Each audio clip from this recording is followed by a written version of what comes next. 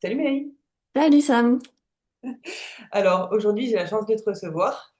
Mélanie, tu es accompagnante et coach en gynécologie émotionnelle, conseillère en symptothermie et éducatrice menstruelle. Ton parcours, il est à la fois personnel, profondément transformateur et porteur d'espoir pour beaucoup de femmes.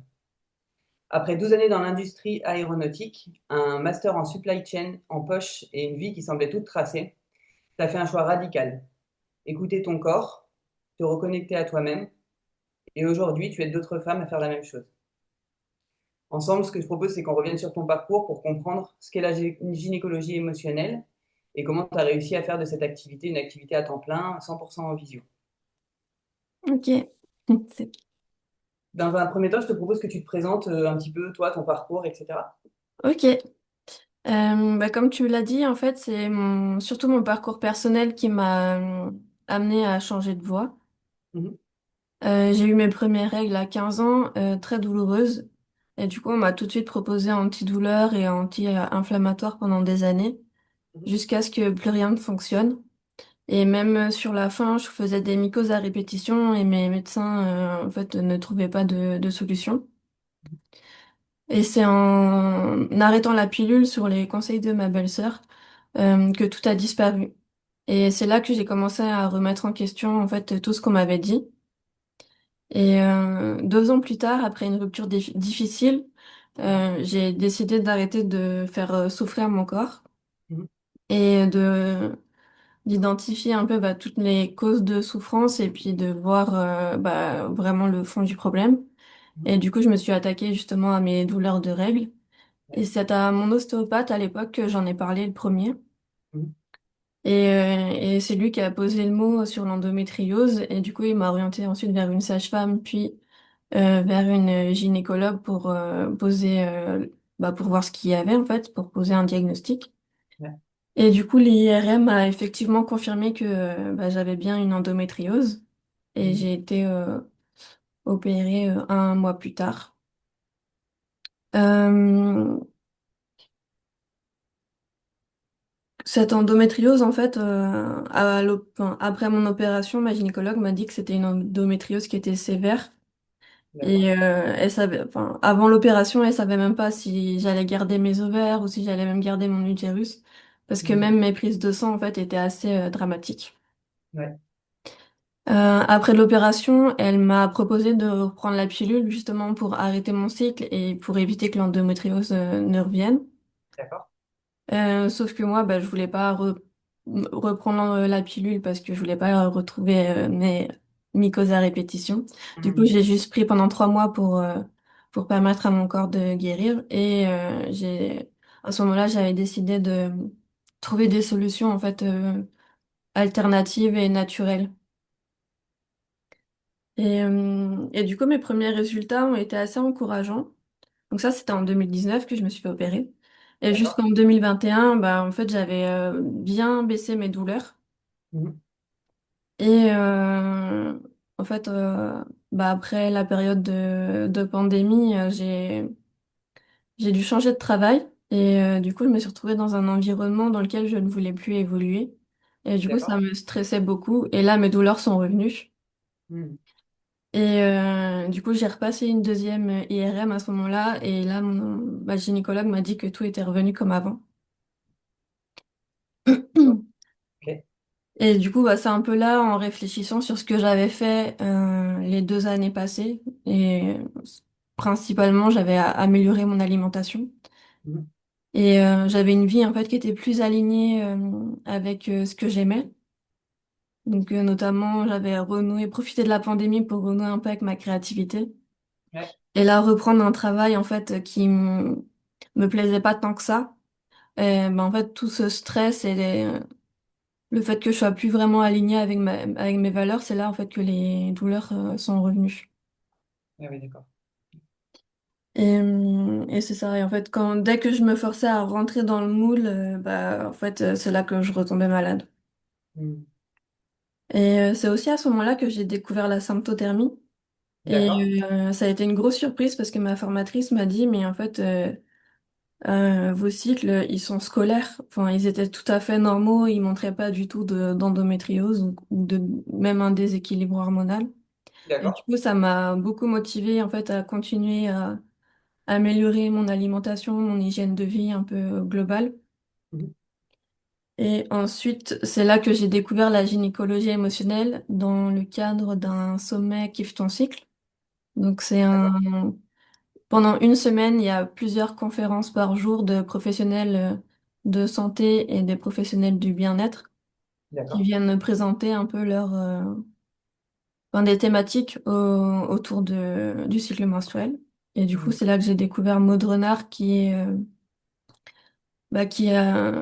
à l'origine en fait de la gynécologie émotionnelle et de la méthode gynémotion. Ok. Ok. Et du coup, c'est à ce moment-là que tu as décidé de faire de la gynécologie émotionnelle, c'est ça? C'est là en fait quand elle a présenté en fait ce que c'était la gynécologie émotionnelle, c'est Ouais. là que j'ai compris en fait tout ce que j'avais fait Mhm. et pourquoi ça avait fonctionné. Est-ce que tu Donc avais ça des m'a amis permis en de faire le lien. Mm. D'accord. Ok, ça marche. Ok. Et du coup, est-ce que tu peux nous en dire plus? Qu'est-ce que c'est précisément la gynécologie émotionnelle? Ouais. La gynécologie émotionnelle, en fait, c'est une pratique qui explore le lien profond entre les émotions et les douleurs, enfin le bien-être gynécologique. Mhm. Et du coup, c'est une pratique qui considère l'impact émotionnel selon trois axes.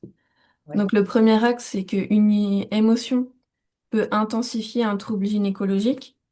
Par D'accord. exemple, une colère qui va être gardée et non traversée, ça peut en fait augmenter des douleurs de règles. Ok. Le deuxième axe, c'est qu'une émotion va venir comme effet secondaire d'un déséquilibre hormonal. Mhm. Et du coup, ça va générer des émotions plus intenses en phase prémenstruelle, principalement. Et le troisième axe, c'est qu'en fait, une émotion qui va être gardée longtemps en soi va être un des facteurs de cause d'une maladie, Mhm. en plus de facteurs comme la pollution, l'alimentation, l'environnement, la génétique, etc. Ok. Et je pense notamment à l'endométriose, qui est une maladie multifactorielle Mhm. et dont l'équilibre hormonal et émotionnel joue un rôle important. D'accord. Mm. Et c'est vraiment en comprenant son propre schéma émotionnel, la physiologie de son corps et de son cycle menstruel, euh, qu'on découvre en fait ce lien qui les relie ensemble.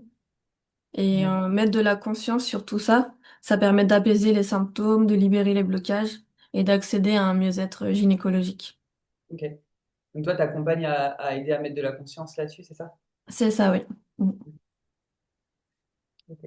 Donc si je comprends bien, tu te bases sur une combinaison de plusieurs savoirs, en fait. Oui. En fait, comme en médecine traditionnelle chinoise ou d'autres médecines ancestrales, la gynécologie émotionnelle considère que les organes portent une mémoire et Mhm. peuvent exprimer un déséquilibre émotionnel. Et D'accord. du coup, je m'appuie également sur une lecture symbolique du corps, où chaque symptôme peut révéler une histoire, un besoin, un conflit à écouter. Et l'idée que nos organes sont liés à nos émotions ne Mhm. date pas d'hier.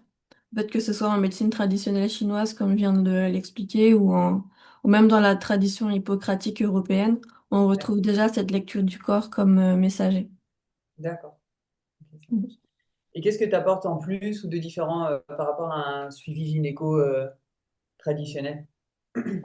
J'ai moi-même été suivie médicalement pour mon endométriose et ce suivi, il a été super important.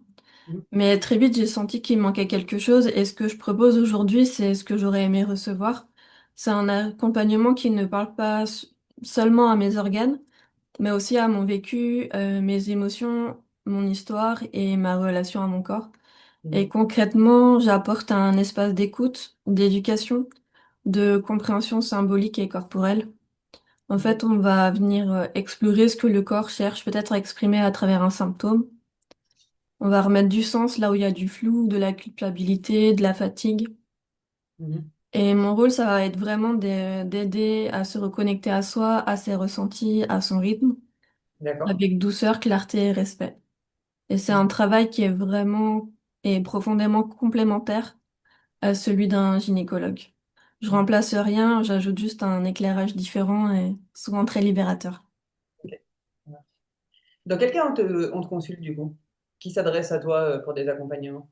Alors, on peut venir me voir dans plein de situations, mais en général, les personnes que j'accompagne ont en commun ce besoin de comprendre déjà ce qui se passe dans leur corps. Mhm. Parce que souvent, elles manquent d'informations. Mhm. Euh, Souvent, on prend pas le temps ou il n'y a pas forcément le temps pour passer du temps sur de l'éducation et de l'explication. Mhm. Et aussi, si tu sens que tes émotions sont liées à tes troubles gynécologiques, euh, ou à une pathologie comme l'endométriose, des mycoses à répétition, un syndrome prémenstruel ou péri-ovulatoire compliqué. Ouais. Tu as l'intuition qu'il y a quelque chose qui joue de plus profond.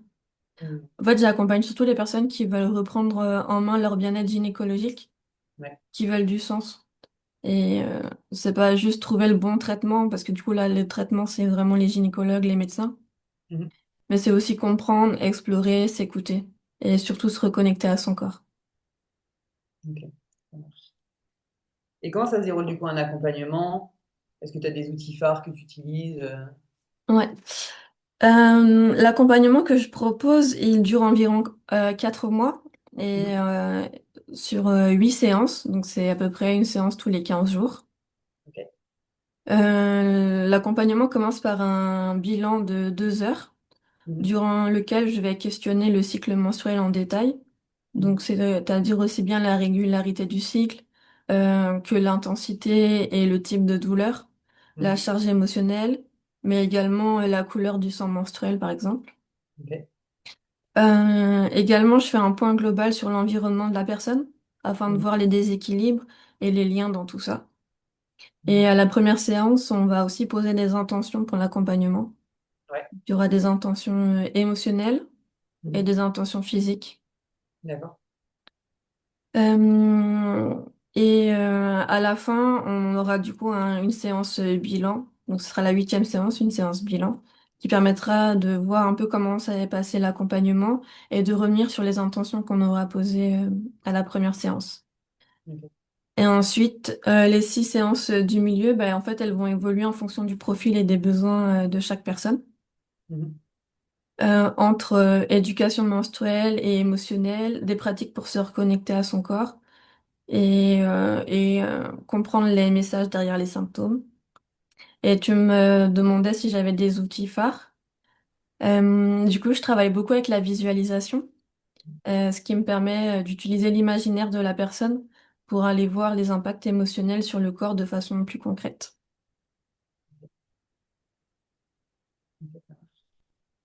Euh, Est-ce qu'il y a quelque chose que tu veux ajouter par rapport à tout ça? Quelque chose que Ouais. tu n'aurais pas dit ou qui était important pour toi et qu'on n'aurait pas abordé? Mm. En fait, j'aimerais dire à tout le monde en fait qui vont regarder cette vidéo que aujourd'hui je vis sans douleur d'endométriose depuis 2 ans, Ok. qu'on a failli me retirer mes ovaires, voire mon utérus, et que pourtant je suis pas spéciale, je suis pas différente.